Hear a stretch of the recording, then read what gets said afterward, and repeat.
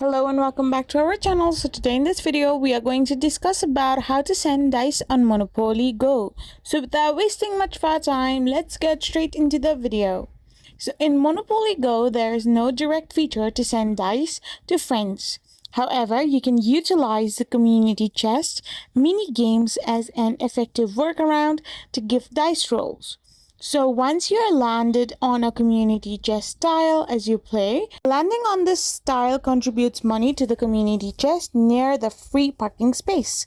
So after doing this, you can also invite friends by tapping on the chest icons and selecting add friends. You can invite them through contacts or Facebook. And once you have gathered 5 friends, the chest becomes eligible to open.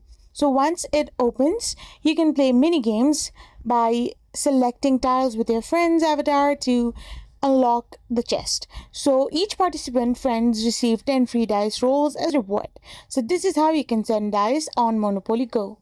I hope you found this video helpful, so don't forget to hit that subscribe button and do give us a thumbs up. Thank you for watching.